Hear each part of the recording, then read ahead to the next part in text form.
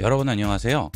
이번에 원 UI 7로 갤럭시 스마트폰이 새롭게 업데이트되었는데요. 이번 시간은 원 UI 7로 업데이트 후 새롭게 바뀐 조작 방법과 외형적인 부분을 알아보겠습니다. 갤럭시 스마트폰의 원 UI 7 업데이트는 2025년 4월 7일부터 순차적으로 배포하고 있는데요. 이번 원 UI 7 업그레이드 대상은 갤럭시 S21부터 그 이후 버전이고요. 갤럭시 G 시리즈는 G 폴드 3, G 플립 3 이후 버전은 전부 업데이트 대상입니다. 그리고 갤럭시 A14 이후 버전도 업데이트 대상이 되겠습니다. 2025년 4월까지 S24 이후 버전이 업데이트 될 예정이고요. 2025년 5월은 S21 이후 버전이 업데이트 예정이 되겠습니다. 그리고 2025년 6월은 A 시리즈 업데이트가 예정되어 있습니다. 업데이트 시기는 일정 예정보다 한 달 정도 더 늦어질 수는 있습니다. 자, 여러분이 업데이트 대상인지 확인하는 방법은 설정으로 들어갑니다. 그 다음 제일 아래쪽으로 내려가시면 휴대전화 정보라고 있죠? 휴대전화 정보로 들어갑니다. 그리고 아래쪽에 보시면 소프트웨어 정보라고 있죠?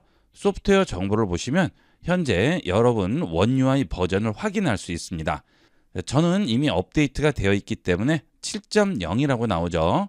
원 UI 버전이 6.0, 6.1, 6.11 버전들은 아직 업데이트가 된 상태가 아니겠죠.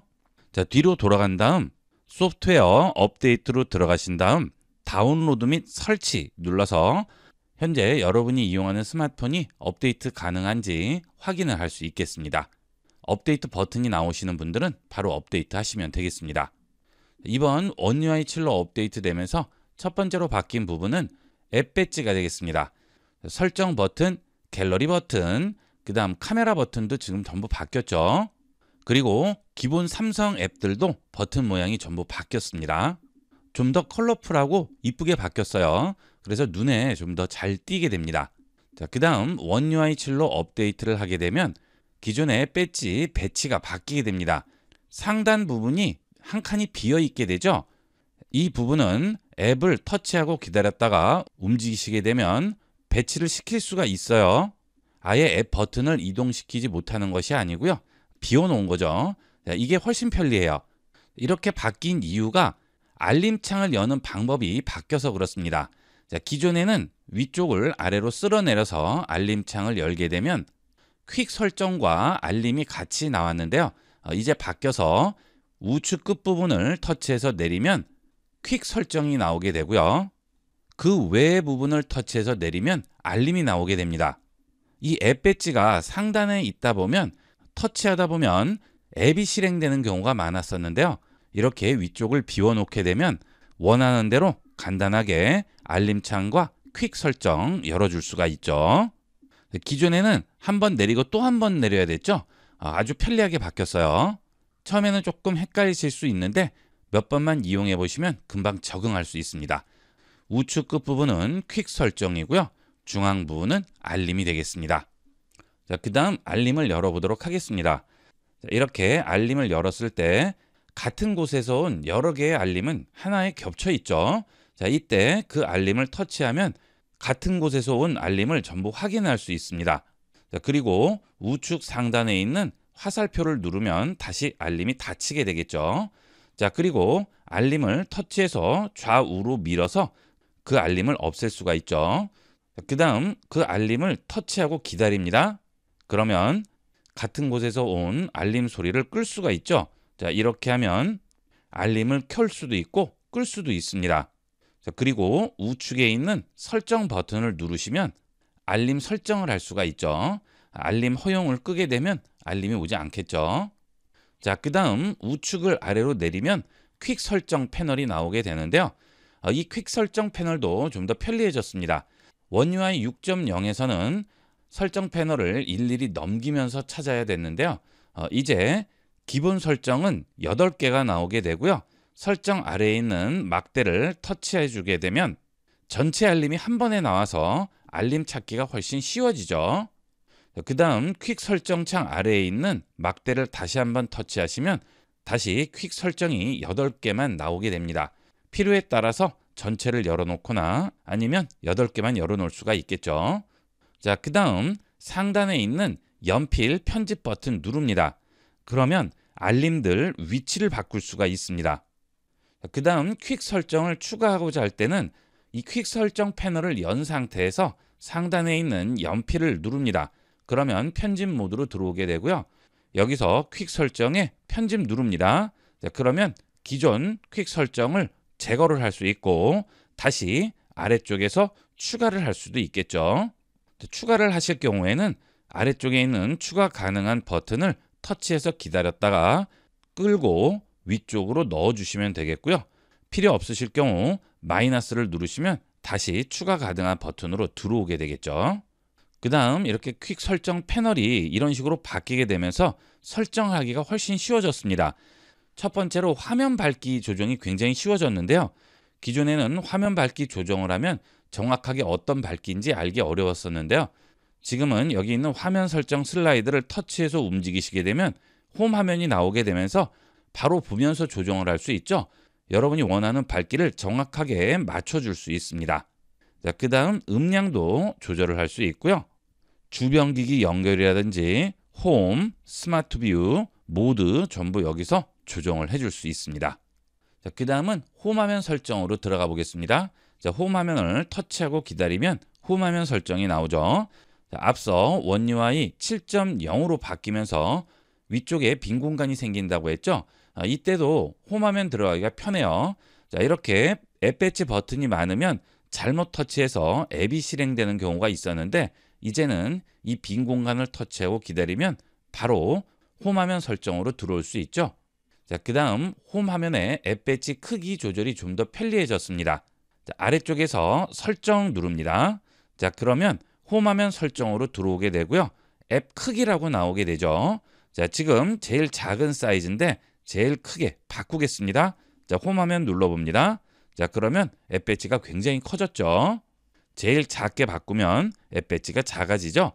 좀 더 시원시원하게 간편하게 사용할 수 있습니다. 자, 그 다음 위젯을 보도록 하겠습니다. 자, 아래쪽에서 위젯 버튼 누릅니다.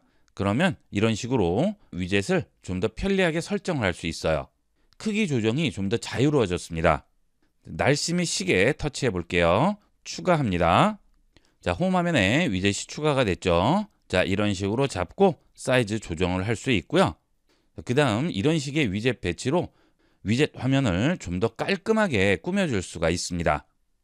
원 UI 7.0으로 업데이트되면서 가장 많이 활용해야 될 부분이 이 위젯이 되겠습니다.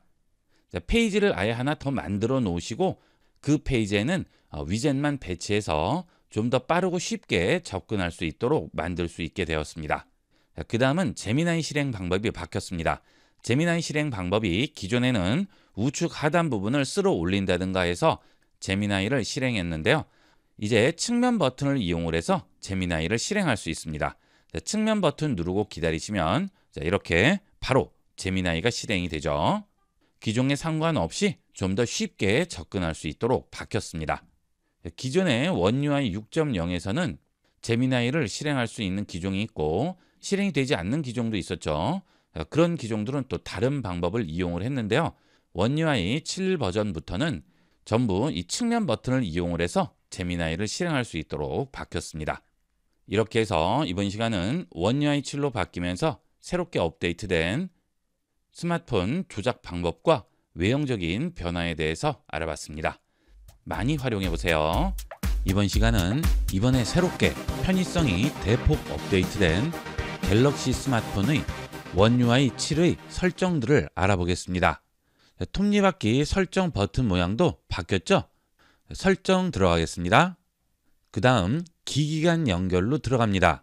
이 기기 간 연결에서 업데이트된 부분이 많은데요. 삼성에서 갤럭시와 연동되는 다양한 생태계를 만들고 있는데요. 갤럭시 버즈, 워치, 탭, 갤럭시 북 이렇게 다양한 기기들이 나오고 있죠.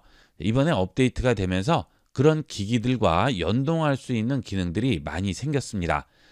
다른 기기에서도 전화 문자하기는 기존에 이미 있었는데요. 카메라 공유가 새로 생겼습니다. 카메라 공유 들어가 보시면 갤럭시 스마트폰 주위에 있는 갤럭시 북이나 태블릿에서 여러분 스마트폰의 카메라를 웹캠으로 이용할 수 있는 기능이 생겼습니다. 그 대신 와이파이, 블루투스, 이 카메라 공유 기능은 전부 켜져 있어야 되겠죠. 자, 그러면 가능한 목록이 아래에 나오게 됩니다. 자, 저는 지금 목록이 없어서 나오지 않는데요.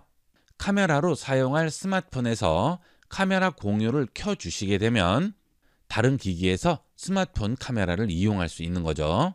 자, 이것은 바로 옆에 붙어 있지 않아도 되고요. 어느 정도 거리가 떨어져도 되기 때문에 외부의 상황 같은 것들을 탭이나 노트북에서 볼 때 편리하게 이용할 수 있겠죠. 그 다음은 멀티 컨트롤인데요. 이 멀티 컨트롤도 기기 간 연결을 이용하는 기능인데요. 하나의 갤럭시 기기에 연결된 키보드와 마우스를 이용을 해서 각 기기 간의 파일들을 마치 하나의 기기처럼 이동하고 복사하고 할 수가 있는 거죠. 자, 이런 식으로 스마트폰에 있는 파일을 들고 그대로 노트북으로 복사할 수도 있고요. 탭으로 복사할 수도 있겠죠. 자, 기기 간의 파일 공유를 많이 하시는 분들은 편리하게 이용할 수 있겠습니다. 그 다음은 기종에 따라서 저장 공간 공유 기능도 새로 생겼습니다. 지금 제가 강의에 쓰는 스마트폰은 갤럭시 폴드 4인데요. 갤럭시 폴드 4 이후 기종 갤럭시 S24라든지 폴드 5 이상 되는 버전들은 기기 간 저장 공간도 공유할 수 있습니다. 스마트폰에서 파일들을 기기로 저장을 한다든지 다른 기기의 저장 공간을 그대로 또 이용을 할 수가 있는 거죠. 이런 부분들은 외부에서 영상이나 사진 촬영을 할 때 저장 공간이 부족한 경우 많이 활용을 할 수 있겠습니다. 그 다음 설정에서 홈 화면으로 들어갑니다. 그러면 앱 크기 설정 방법이 바뀌었죠. 앱 배지 크기를 3단계로 조절할 수 있도록 바뀌었습니다.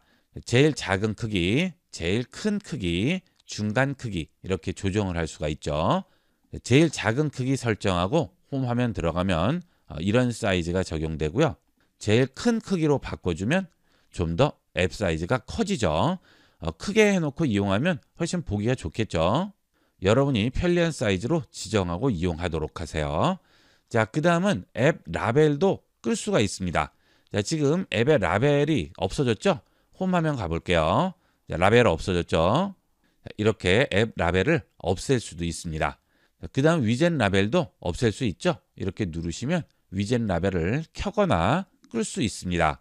위젯 같은 경우에는 꼭 라벨이 필요 없죠. 위젯을 많이 이용하시는 분들은 위젯 아이콘 모양으로 알 수 있기 때문에 위젯 라벨을 빼고 이용하시면 좀 더 깔끔하게 이용할 수 있습니다. 그 다음은 홈 화면 배열이 바뀌었죠. 자, 기존에는 3종류로 설정할 수 있었는데 이제 2종류만 설정이 가능합니다. 그 이유는 앱 크기 설정을 3단계로 할 수 있기 때문에 화면 배열을 3단계로 할 필요가 없어서 그런 것 같아요. 그리고 실제로도 앱 크기로 조절하는 게 훨씬 편리합니다. 그 다음 설정에서 보안 및 개인정보 보호로 들어갑니다. 그 다음 아래로 내려가시게 되면 내 기기 보안 상태라고 있죠. 자, 이 기능이 새로 생겼는데요.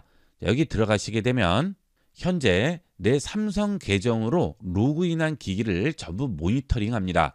그래서 각 기기의 보안 상태를 확인할 수 있는 거죠. 자, 현재 제가 쓰고 있는 이 스마트폰은 보안 위협이 발견되지 않았다고 나오죠.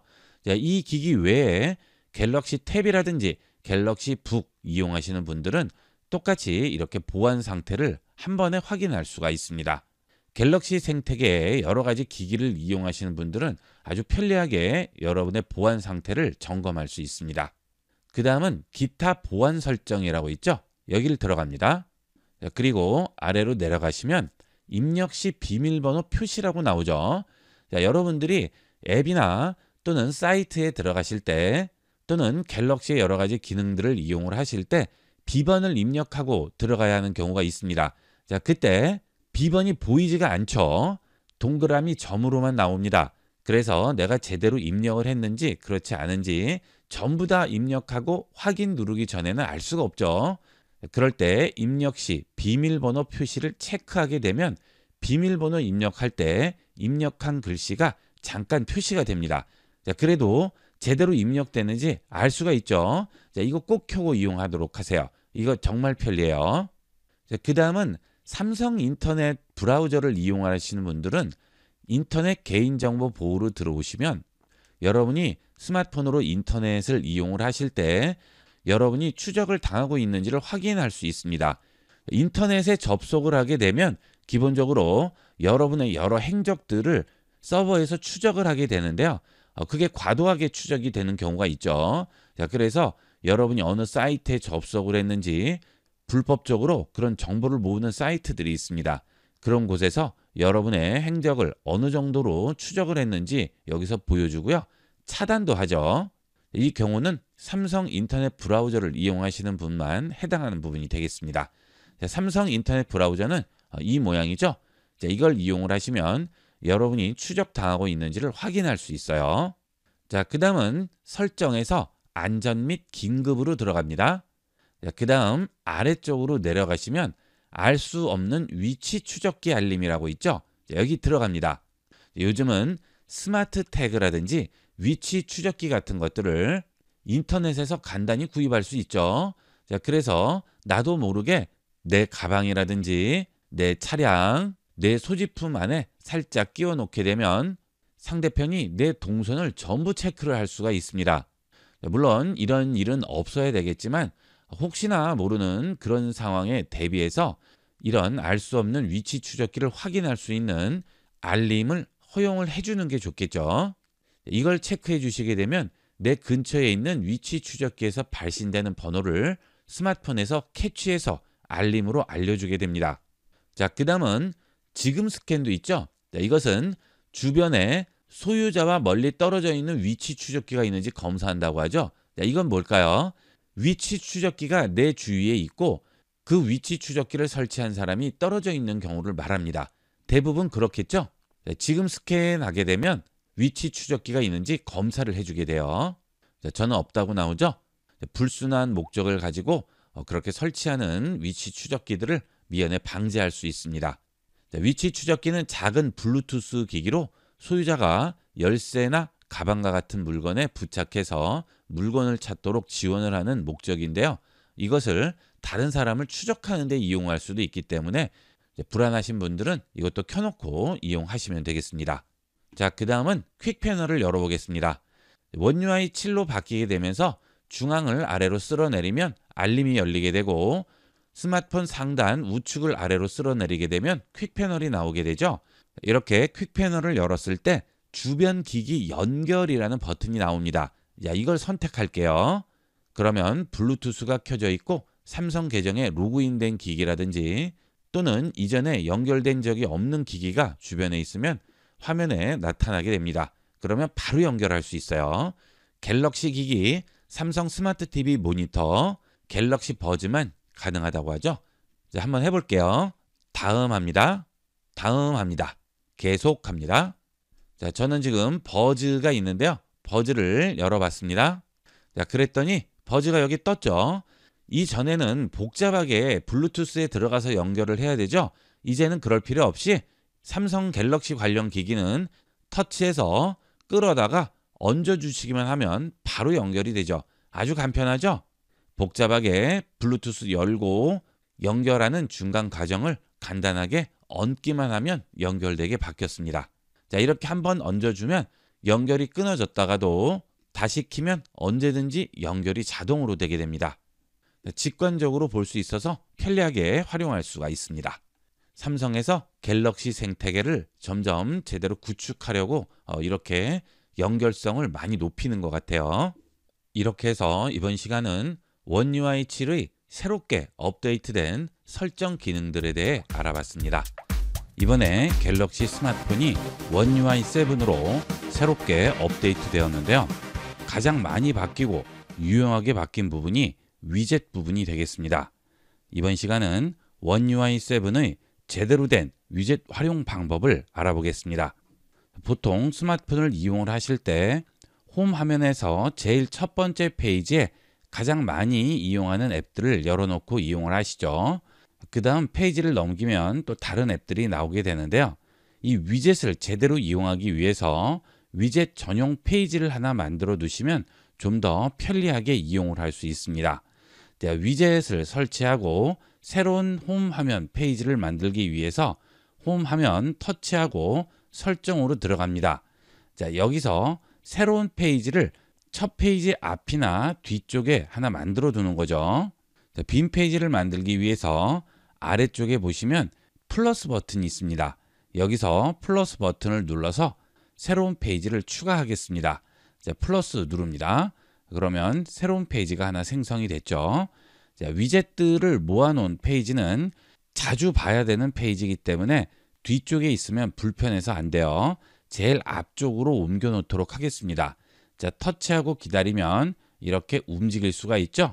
화면 끝부분에 터치하게 되면 앞쪽으로 넘어가게 되고요. 우측을 터치하면 우측으로 넘어가죠. 자, 제일 처음으로 가져가 보도록 할게요. 자, 여기에 배치를 하겠습니다. 그러면 제일 앞쪽에는 삼성 프리가 나오고요. 그 다음 위젯을 넣을 페이지가 나오고요. 그 다음 첫 페이지가 나오게 되죠. 자, 위젯 페이지를 하나 만들어 놓고 아래쪽에서 위젯 누릅니다. 자, 이번에 원 UI 7으로 업데이트 되면서 위젯이 정말 편리해졌어요. 그리고 눈에 잘 띄어서 알아보기가 굉장히 쉽습니다. 그 전에는 위젯이 눈에 잘 띄지가 않아서 이용하려면 오히려 불편했었는데요. 리뉴얼이 되면서 눈에 훨씬 더 잘 띄게 됐습니다. 그래서 전체 위젯이 한눈에 들어오게 되어 굉장히 사용이 편리해졌습니다. 원 UI 7 이전에는 전화나 문자 위젯이 따로 있었는데 이제 전화 문자 위젯은 따로 없고요. 연락처 위젯만 남았는데 연락처 위젯도 전화만 가능하게 바뀌었습니다. 문자는 따로 위젯이 필요 없이 문자를 터치하고 기다리게 되면 바로 메시지 작성을 할 수 있고 많이 연락하는 연락처가 나오게 되죠. 여기서 바로 이용을 해도 되기 때문에 따로 위젯을 제공하지 않는 것 같아요. 물론 전화는 터치하고 기다리더라도 자주 연락하는 연락처는 나오지 않죠. 검색만 나오죠. 그래서 전화 위젯은 연락처에서 만들 수 있게 되어 있습니다. 자, 홈 화면 터치하고 들어가서 위젯 들어간 다음 연락처 생성해 볼게요. 자, 그러면 전화 걸기 하나가 있고요. 그 다음 여러 연락처 전화 걸기가 있죠. 자, 이렇게 골라서 이용을 할 수 있습니다. 자, 이 연락처 한번 선택을 해 볼게요. 추가합니다. 자, 연락처 추가하라고 하죠. 자, 시작하기 누릅니다. 그러면 여기에 원하는 연락처를 추가할 수 있습니다. 자, 이렇게 연락처를 추가했죠. 완료합니다. 그러면 연락처가 위젯으로 들어가게 되고요. 터치하고 기다려서 사이즈를 좀 더 키워주면 한눈에 잘 들어오게 되겠죠. 자, 이 연락처 위젯은 사진을 등록해 놓으시면 금방 알아볼 수 있으니까 사용이 좀 더 편리하겠죠. 자주 이용하시는 연락처는 이렇게 위젯으로 만들어 놓고 이용하세요. 자, 다시 터치하고 들어갑니다. 그 다음 카카오톡의 경우에는 갤럭시의 고유 앱이 아니고 외부 앱이죠. 그래서 카카오톡 같은 그런 앱들은 예전 위젯과 동일해요. 자, 그러나 갤럭시의 고유한 앱들은 많이 바뀌었어요. 자, 이번에는 헬스 앱을 추가해 볼 텐데요. 갤럭시 스마트폰에서 반드시 이용해야 되는 앱이 헬스 앱이죠. 이 헬스 앱은 구글 플레이 스토어에서 비용을 지불을 하고 구입해서 쓰는 앱에 비해 훨씬 더 좋습니다. 이 삼성 헬스 앱은 꼭 이용을 해보세요. 여기에 보시면 걸음수, 수면, 일일 활동 여러 가지 나오죠. 자, 저는 일일 활동을 추가를 해볼까요? 일일 활동 추가하겠습니다. 자, 이렇게 일일 활동이 추가가 됐네요. 걸음수라든지 수면, 걸음수, 운동한 시간, 칼로리 소모량들도 한 번에 볼 수가 있습니다. 자, 이거는 날짜별로 이렇게 나오고 있죠. 자, 날짜별로 나오는 게 필요 없으신 분들은 이렇게 줄여서 이용을 하시면 돼요. 자, 그리고 헬스 앱은 여러 가지를 제공을 하기 때문에 스택으로 겹쳐놓고 이용하시면 좀 더 편리하게 이용할 수 있습니다. 자, 다시 위젯으로 들어가 볼게요.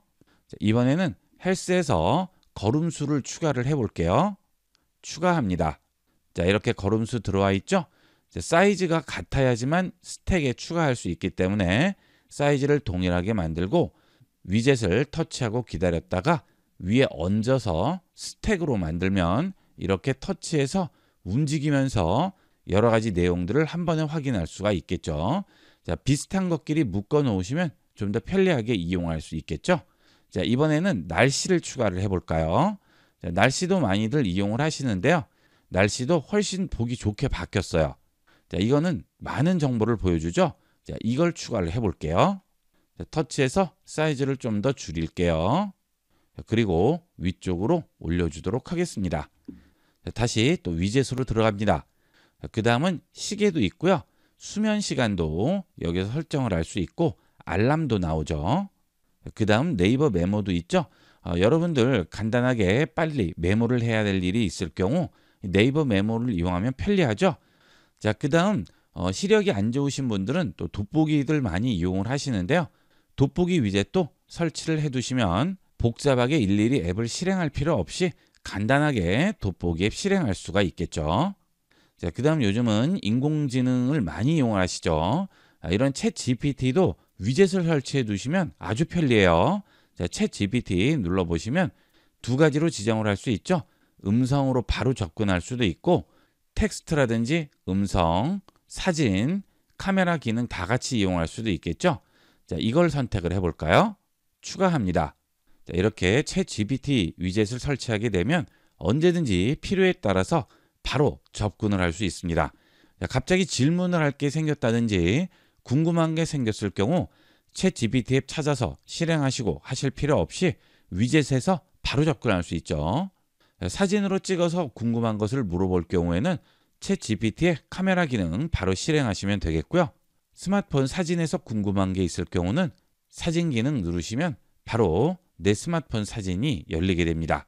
자, 그 다음 음성으로 텍스트를 입력을 할 수도 있고요. 아니면 직접 터치해서 입력을 할 수도 있겠죠. 자, 그 다음 바로 음성으로 접근할 수도 있죠. 음성 누르시면 바로 챗 GPT의 음성으로 접근할 수 있습니다. 자, 사실 이 챗 GPT를 이용을 하시면 메모 앱이 따로 필요 없어요. 챗 GPT에게 음성으로 메모해 달라고 그러면 바로 메모를 해주게 됩니다. 자, 복잡하게 메모 앱 실행해서 할 필요가 없죠. 자, 간단하게 한번 해볼까요? 챗 GPT 위젯에서 음성 실행하고 메모해 보겠습니다. 오늘 10시에 아침 미팅 있다고 메모해 주세요. 알겠어요. 오늘 오전 10시에 미팅이 있다는 거죠? 메모해 둘게요. 자, 이렇게 메모를 해두면 언제든지 메모 내용을 물어보면 되겠죠. 자, 다시 음성으로 물어볼까요? 메모한 내용 알려주세요. 지금까지 메모한 내용은 다음과 같아. 1.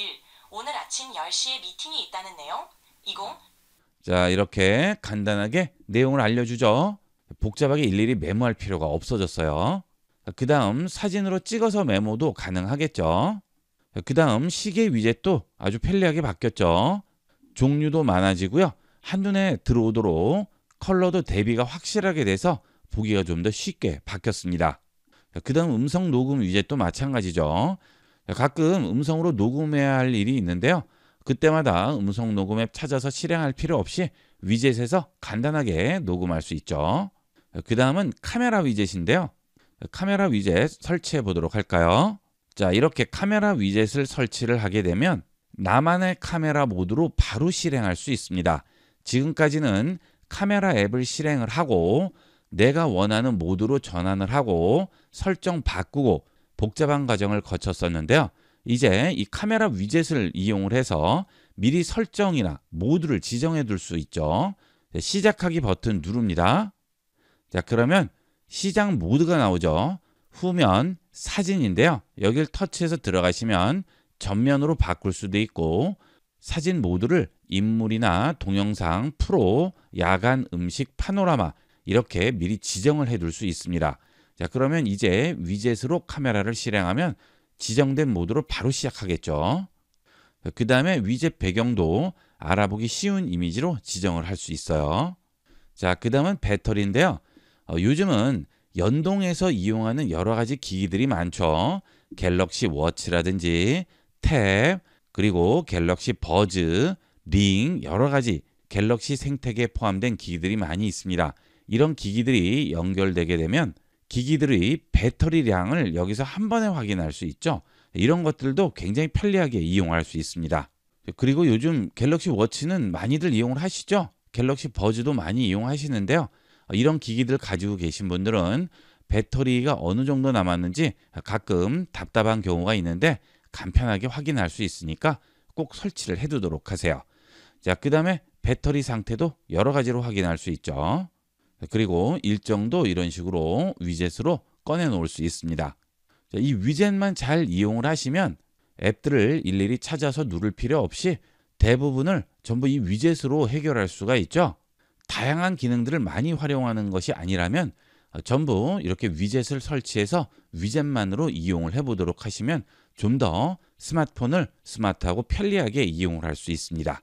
원UI 7.0이 되면서 이 위젯이 좀 더 큼직큼직하고 눈에 잘 띄게 바뀌었기 때문에 연세 있으신 분이나 시력이 좋지 않으신 분들에게는 특히나 유용하게 쓰일 수 있는 기능들이 되겠습니다. 많이 활용해 보세요. 이번에 갤럭시 스마트폰이 원UI 7으로 업데이트되면서 카메라 기능도 대거 업데이트 되었습니다. 이번 시간은 원UI 7에서 새롭게 업데이트된 카메라 기능을 알아보겠습니다. 자, 우선 사진 기능에서 바뀐 부분은 저는 지금 카메라를 눕힌 상태에서 촬영을 하고 있지만 카메라를 세우게 되면 이쪽이 상단 부분이 되죠. 자, 이 부분에 전부 메뉴가 나왔었는데요. 자, 이제 이 퀵 컨트롤이 생기면서 메뉴가 이쪽으로 옮겨졌습니다. 기본적인 메뉴가 여기 나오는 게 있고요. 그 다음 이 퀵 컨트롤에 나오는 메뉴가 새롭게 생겼죠. 플래시, 해상도, 모션 포토는 그대로 있는데요. 그 위에 보시면 새로운 아이콘이 하나 생겼죠. 이것은 필터 기능이 되겠습니다. 예전에는 필터 기능이 촬영을 한 후에 갤러리에서 필터를 적용을 했었는데요. 이제 촬영할 때 필터를 미리 적용을 해볼 수 있죠. 자, 필터 선택합니다. 그러면 이렇게 하단에 여러 가지 필터들이 나오게 됩니다. 자, 원본이 있고요. 그 다음 부드러운, 뚜렷한, 강렬한 여러 가지가 있죠. 자, 그런데 이 필터를 선택을 하게 되면 보이지 않던 메뉴가 나와요. 강도, 색온도, 대비, 채도, 필름 그레인 이렇게 필터를 적용할 때 세부 메뉴들이 나오죠. 자, 필터마다 각 세부 메뉴의 조절 값들이 달라집니다. 자, 그렇죠. 기존에 있는 색 보정 값을 그냥 선택을 해서 이용을 해도 되겠지만 플러스 버튼을 누르고 여러분만의 필터 기능을 생성을 할 수도 있습니다. 이 기능을 이용하면 여러분이 기존에 찍었던 사진과 비슷한 색감을 그대로 지금 찍는 사진에 적용을 시킬 수 있습니다. 자, 예를 들어서 키보드를 찍은 사진인데 이 사진은 굉장히 밝죠. 자, 이걸 선택을 해 볼게요. 자, 그 다음 지금 사진에 이 필터를 적용을 합니다. 그러면 이렇게 지금 선택한 사진과 동일한 스타일의 필터가 적용이 되죠. 사진의 밝기라든지 어둡기 또는 색상의 스타일이 우연히 찍히는 경우가 있는데요. 그런 사진이 마음에 들 경우 그런 스타일의 필터를 생성을 할 수 있는 거죠. 자, 그 다음 만들기를 하시게 되면 그 필터를 등록을 해두고 나중에도 다시 적용을 시킬 수 있습니다. 자, 만들기 하게 되면 이렇게 필터가 하나 새로 생성이 됐죠. 자, 그러면 원본 상태에서 언제든지 금방 만든 필터를 선택하면 바로 해당 필터가 적용이 됩니다. 그 다음 이렇게 필터를 적용한 상태에서 각 색상 값들을 여러분이 나름대로 바꿔줄 수 있어요. 자, 채도를 좀 더 올려서 원색을 살려줘야 되겠습니다. 그러면 채도를 선택하면 아래쪽에 슬라이드가 나오게 되고요. 채도 값을 이런 식으로 바꿔줄 수 있죠. 자, 아래로 낮추면 채도가 떨어지고 위쪽으로 올리면 채도가 올라가죠. 자, 이렇게 해서 여러분이 원하는 스타일의 사진을 찍을 수가 있습니다. 자, 원본 보기 누르면 다시 원본으로 돌아가게 되겠죠. 자, 이렇게 사진을 찍으면서 즉석에서 필터를 적용해서 결과값을 확인하고 그런 스타일로 사진을 찍을 수가 있습니다. 그 다음 퀵 컨트롤을 보도록 하겠습니다. 자, 퀵 컨트롤을 누르시게 되면 상단에 있던 메뉴가 이쪽으로 옮겨온 게 많죠. 자, 우선 첫 번째는 인물 사진 보정이죠. 자, 이걸 누르면 얼굴 사진을 찍었을 때 여러 가지로 보정을 해줄 수 있습니다. 자, 부드럽게 톤, 턱선, 눈 크기 이렇게 조절을 해줄 수가 있는데요. 저는 지금 인물을 찍지 않기 때문에 적용은 할 수 없겠죠. 자, 그 다음은 앞서 적용했던 여기에 있는 필터가 그대로 여기에도 있죠. 필터 그대로 이용을 하시면 되겠고요. 자, 그 다음 그 아래에는 노출 값을 조정을 해줄 수 있습니다. 자, 노출을 누르면 사진이 더 밝아지고 그 다음 어두워지죠. 어두운 곳에서 찍을 때는 노출값을 올려주시면 되겠고요. 너무 밝은 곳에서 찍을 때는 노출값을 낮춰주시면 되겠죠. 이렇게 해서 사진에 따라서 적당한 노출값을 주시면 결과물이 훨씬 더 잘 나오게 되겠죠.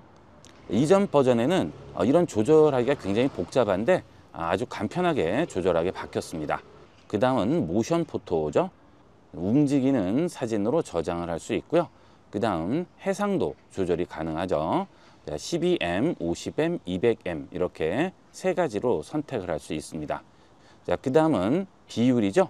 가로 세로 비율을 16:9, 그 다음 4:3 이렇게 조절을 해줄 수 있고요. 풀로 주시게 되면 어떻게 되죠? 스마트폰 화면을 꽉 채우게 되겠죠. 보통은 16:9나 4:3을 많이 이용하게 되고 SNS 이용할 때는 1:1 많이 이용하죠. 그 다음 타이머도 퀵 컨트롤로 들어와 있죠. 원래는 타이머가 상단에 있었는데 이제 퀵 컨트롤로 들어와 있습니다. 타이머 누르시면 2초부터 10초까지 원하는 시간이 딜레이 돼서 사진이 찍히게 되겠죠. 그 다음 프레시 선택할 수 있죠. 자동 프레시, 항상 프레시가 켜져 있는 상태, 그 다음에 프레시를 끄는 상태가 되겠습니다. 그 다음 설정도 있죠.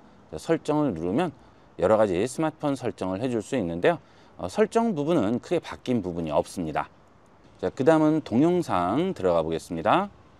동영상도 몇 가지 바뀐 부분이 있어요. 여기 보시면 슈퍼 스테디 기능이 아예 바깥에 나와 있죠. 이 슈퍼 스테디는 뭘까요? 손떨림 보정이죠. 카메라로 영상을 찍는 사람이 많이 흔들리는 경우 슈퍼 스테디를 주면 최대한 흔들림을 잡아주는 기능이 되겠습니다. 움직임이 많을 경우에는 이 슈퍼 스테디를 켜놓고 이용하시면 카메라의 흔들림을 최소화할 수가 있습니다. 그 다음 그 위에는 화면 해상도가 되겠죠. 지금 풀로 되어 있어서 스마트폰 화면 전체로 찍히게 되는데요. 여기 있는 퀵 컨트롤을 눌러서 아래쪽에서 비율을 바꿔주도록 할게요. 비율을 누르시고 16:9로 바꿉니다. 그러면 이제 여기서 버튼을 눌러서 여러분이 원하는 해상도로 바꿔줄 수 있죠. 지금 풀 HD인데 HD, UHD, 8K까지 찍도록 바뀌었어요. 8K나 UHD는 스마트폰 기종에 따라서 다를 수는 있습니다. 그 다음에 FPS라고 나오죠. 초당 프레임 수인데요. 기본값이 30인데 60을 주시게 되면 영상을 찍고 그 영상을 슬로우 모션으로 바꿨을 때 좀 더 섬세한 움직임을 만들 수 있죠. 나중에 슬로우 모션을 만들 계획이 있을 경우에는 프레임 수를 60프레임으로 잡으시면 좀 더 부드러운 슬로우 모션을 찍을 수가 있습니다. 그 다음 동영상에도 똑같이 노출이 있죠. 그리고 그 위에 보시면 자동 프레이밍이라고 있는데요. 이걸 선택을 하시면 사람이 있을 경우 자동으로 화면 안에 들어오게 잡아주는 거죠. 저는 지금 사람이 없어서 보여드리지는 못하지만 사람을 위주로 영상을 찍을 경우에는 이 자동 프레임을 이용을 하면 피사체 포착하기가 훨씬 쉬워집니다. 그 다음 필터는 동일하죠. 제가 아까 사진에서 만든 필터가 영상에도 그대로 들어와 있죠. 이렇게 필터를 적용해서 영상을 찍게 되면 아주 분위기 있는 그런 영상을 찍을 수가 있습니다. 그 다음 더보기 누르겠습니다. 더보기에 들어오시면 프로와 프로 동영상을 이용을 할 수 있죠. 이 프로 모드는 여러 가지 노출이라든지 초점, 색온도 등을 조절을 해서 원하는 사진을 찍는 방법인데요.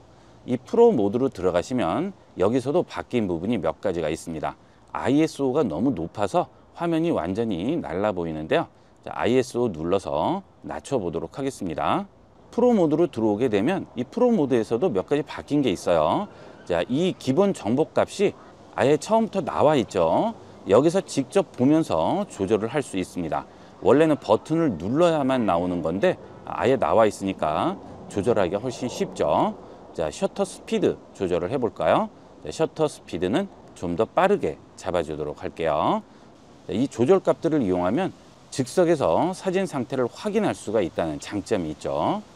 그 다음은 여기 포커스 부분인데요. AFC라고 되어 있죠. 지금 중앙 포커스고요. 자동 상태가 되겠습니다. 이 화면의 정중간에 포커스, 즉 초점이 맞춰 있는 상태인데요. 카메라가 자동으로 포커스를 바꿔주죠. 자, 이렇게 카메라를 움직이면 알아서 중앙 부위에 맞춰서 포커스를 잡아주게 됩니다. 자, 그런데 여기서 수동을 주게 되면 내가 원하는 포커스를 잡아주는 거죠. 자, 그러면 아래쪽에 슬라이드가 나오고 포커스를 직접 움직여서 잡아줄 수 있습니다. 자, 이 슬라이드를 움직였을 때 초록색 선이 나오는 부분이 포커스가 잡힌 부분이 되는 거죠. 자, 이렇게 하게 되면 뒤쪽으로 포커스가 맞죠? 자, 이걸 반대로 올려서 가까이 가져옵니다. 그러면 앞쪽에 포커스가 맞게 되겠죠. 자, 이 부분에 포커스가 맞은 거죠. 그러면 뒷부분은 흐려지게 되겠죠. 자, 그 다음 다시 중앙을 주면 자동 포커스로 바뀌게 됩니다. 자, 그 다음 멀티 포커스는 여기 있는 포인트들이 있는 부분에 전부 포커스가 맞는 거죠. 자, 포커스가 너무 앞쪽에 맞아 있으면 뒷부분이 흐려져서 원하는 사진이 나오지 않는 경우가 있어요. 보통 풍경 사진 찍을 때 그렇죠. 그럴 때는 멀티 포커스를 잡으면 전반적인 포커스가 맞기 때문에 사진을 좀 더 깨끗하게 찍을 수가 있겠죠. 인물 사진은 되도록이면 중앙에 주는 게 좋겠죠. 자, 그 다음 이렇게 포커스로 들어오게 되면 아래쪽에 I 버튼이 나옵니다. 이런 것들도 아주 편리한 기능인데요. 카메라를 이용하시다 보면 정확하게 기능을 모르는 경우가 있어요. 자, 그럴 때 이걸 눌러주시면 포커스는 어떻게 이용하는지 여기서 간단하게 설명을 해줘서 좀 더 사용이 편리하게 됩니다. 자, 그 다음 여기 있는 색조를 선택하겠습니다. 자, 그러면 다양한 색조 조절할 수 있는 기능들이 나와요. 대비, 하이라이트, 그림자, 채도, 틴트 이렇게 기본 메뉴가 나오는데요. 보통 사진이 너무 흐리거나 또는 밋밋한 사진일 경우에는 대비 값을 이용을 해서 어두운 곳은 어둡게, 밝은 곳은 밝게 이렇게 만들어주죠. 대비가 제대로 적용이 되지 않으면 이렇게 사진이 막이 낀 것 같이 나오죠. 이 대비 값으로 이런 식으로 조절을 해줄 수 있습니다. 그 다음은 그림자죠. 그림자를 이용을 하게 되면 어두운 부분, 그림자 진 부분을 좀 더 밝게 만들어 줄 수 있습니다.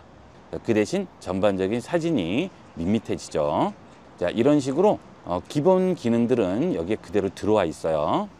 예전에는 복잡하게 이용을 해야 되지만 이제 간단하게 이용할 수 있게 바로 메뉴가 나오고 적용한 결과값을 보도록 바뀌었습니다. 그 다음 퀵 컨트롤 눌러보시면 여기도 동일하게 나오죠. 위쪽에 있는 메뉴와 동일한 메뉴도 있고요. 동일하지 않은 메뉴도 있죠. 여기서 골라서 이용을 하시면 되겠습니다. 기능들은 사진 기능이나 거의 비슷해요. 자, 그 다음에 UW, 울트라 와이드 렌즈, 그 다음에 와이드 렌즈, 그 다음 망원 렌즈, 그 다음 슈퍼 망원 렌즈죠. 렌즈가 망원 쪽으로 갈수록 빛이 덜 들어오기 때문에 어두워집니다. 이렇게 되면 ISO를 올리거나 셔터 스피드를 낮춰서 밝기를 올려주셔야 되겠죠. 자, 다시 더보기로 들어가겠습니다. 이번에는 프로 동영상이 되겠습니다. 프로 동영상도 몇 가지 바뀐 게 있는데요. 일단 너무 밝기가 밝죠. 좀 더 낮춰보도록 하겠습니다. 자, 프로 동영상 부분은 마이크 기능이 새로 들어왔어요.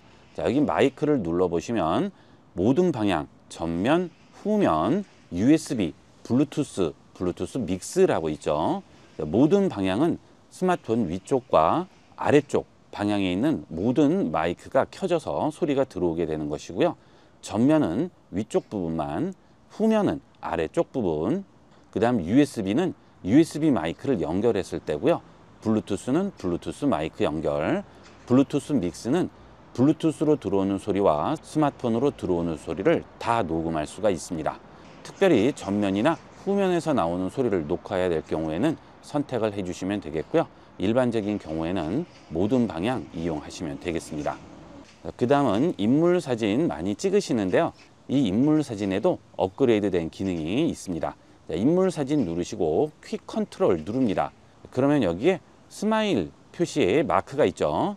이것은 얼굴 피부를 부드럽게 만들어주는 기능이 되겠습니다. 이걸 이용을 하면 피부를 부드럽게 만들어줘요.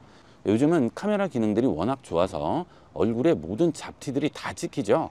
이럴 때 피부 부드럽게 기능을 이용을 해서 부드러운 피부로 만들어줄 수 있죠. 보통 인물 사진 찍을 때는 많이 활용할 수 있는 기능이 되겠습니다. 이렇게 해서 이번 시간은 원 UI 7에서 새롭게 업데이트된 카메라 기능들에 대해서 알아봤습니다. 좀 더 편리하게 바뀐 기능들이 많으니까 많이 이용해 보도록 하세요. 이번 시간은 여기까지 하도록 하겠습니다. 감사합니다. 본 영상을 시청해주신 모든 분께 감사드립니다. 좀 더 체계적으로 컴퓨터 및 모바일 기기 사용법을 배우려면 www.ib96.com, ib컴퓨터교육.com을 추천드립니다. 그리고 저희 채널에 구독과 멤버십 회원으로 가입해주시면 좀 더 좋은 컨텐츠로 보답하겠습니다. 감사합니다.